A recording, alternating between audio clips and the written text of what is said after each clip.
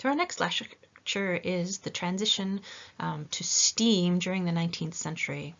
Now we're going to look at some of the earlier steamboats and the ones that were specific to New Hampshire, and then finally a case study of the steamboat Kittery. So in the 19th century, the force propelling ships shifted from wind power to steam power. This was an ongoing and very overlapping process. People used both well into the 20th century. The turning point was really at the 1869 opening of the Suez Canal. So at this point, the new steamships going across oceans were suddenly really able to compete against sailing ships on those long ocean voyages. So the initial inventions really, the smaller, closer to shore ones, so lakes, rivers, calm bays, and sounds, these early ones and throughout the century, these are called steamboats. And then as the technology improved and moved on to these larger ships that were crossing oceans, they are specifically called steamships. Just to make sure you got the definition there. Steam-powered boats shared a basic design. They had a hull or a body, and it was made of timber, and they had a wooden paddle wheel. So this paddle wheel converted the steam power to rotation and then moved the boat. So the planks that were attached to the spokes, this is what made the paddling happen. So boats that had paddle wheels on the side are called side wheelers, and then the boats who had it in the back were called stern wheelers. So early attempts at steam-powered boats occurred in the 1700s, and there's a very early patent to John Allen in England that described a steamboat. So by the 1780s, a small paddle wheeler was built in France.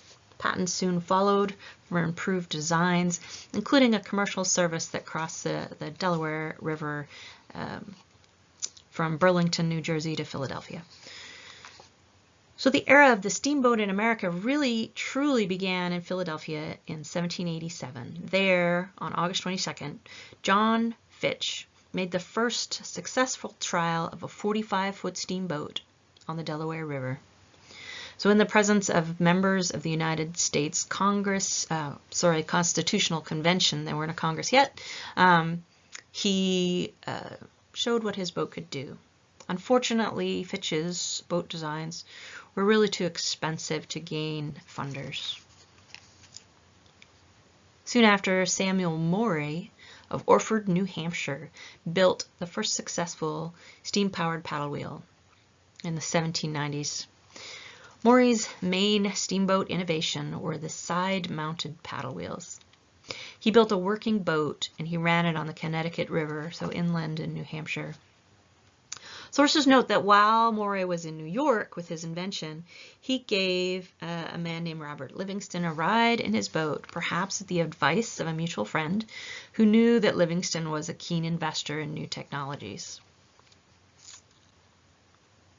Livingston was impressed, and he offered Morey a considerable sum if he could improve the boat's speed to 8 miles an hour.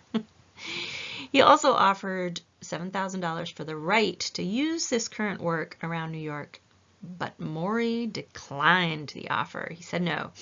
However, Morey continued working towards that speed goal. Within the next few years, Morey continued to have conversations with Fulton and Livingston even traveled up to Orford, New Hampshire to see the latest with his invention.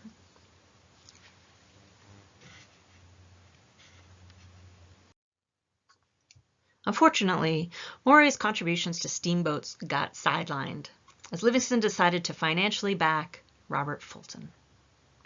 So the credit for the first commercial steamboat was given to Robert Fulton in 1807. Fulton, along with his business partner, Livingston, continued to build a successful line on the Hudson River. So his first steamboat was called the North River Steamboat, and it was later known as the Claremont. On the right, you can see an early ad there, only a few years later, for the steamboats Hope and Perseverance. These steamboats carried passengers between New York City and upstream to the state capital, Albany, New York. His boat, the Clermont, was able to make the 150-mile trip in only 32 hours. Later, when Maury rode on the Clermont with Fulton, he expressed his displeasure that his ideas had netted Robert Fulton much, but nothing for himself. So even if Fulton did not directly steal Maury's ideas, he did receive the sole rights to New York waterways and a patent in 1811 for side-mounted paddle wheels, which had really been Maury's creation. So in this lecture, we're really not discussing the palace steamboats of the western rivers, the ones that you think of over on the Mississippi, but more the eastern steamboats. So throughout the century, steamboats improved, especially in stopping them from catching fire and blowing up when the boilers exploded. So there was vast improvements, and they eventually became the primary passenger transport in the inshore waters of New England. And there were many steamboat lines that were vying for customers, especially those between Boston and New York. So one of the most famous steamboat lines was the Fall River Line. This combined a steamboat and a railroad connection for the trip from New York to Boston. They operated between 1847 and 1937, so it was a long stretch keeping this company going. It consisted of a railroad journey between Boston and Fall River, Massachusetts, where passengers would then board steamboats for the journey through the Bay and Long Island Sound to the dock in Manhattan. For many years, it was the preferred route to take for travel between the two major cities.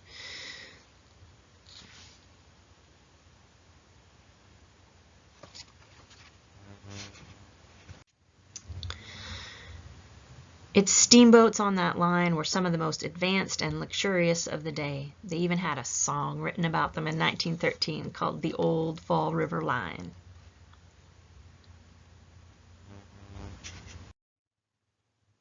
In New Hampshire, steamboats like Maury's in Orford and along the Connecticut River there, they were used on inland lakes and rivers and along the coast.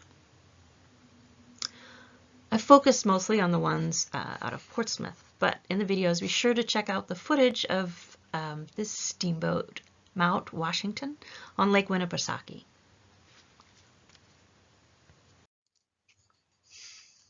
At the end of the 1800s, a burgeoning middle class took vacations to grand hotels of the era. At Portsmouth, steamboats took guests out to the Isle of Shoals for the sprawling Oceanic and Appledore hotels. The advertising booklet for the Oceanic, which is held at the New Hampshire Historical Society, another great resource. The booklet explains the ease of travel by train up from New York and by carriage to the foot of Deer Street in Portsmouth to board the waiting steamboat Juliet. And they even include pictures of it here on the right top, the slightly older, when the ship is slightly older, so newer photo for us. And in the booklet they state the Juliet now has several important changes in her equipment, which will make her even more satisfactory than last season. Let's move on to a case study of the Kittery Steamboat Ferry.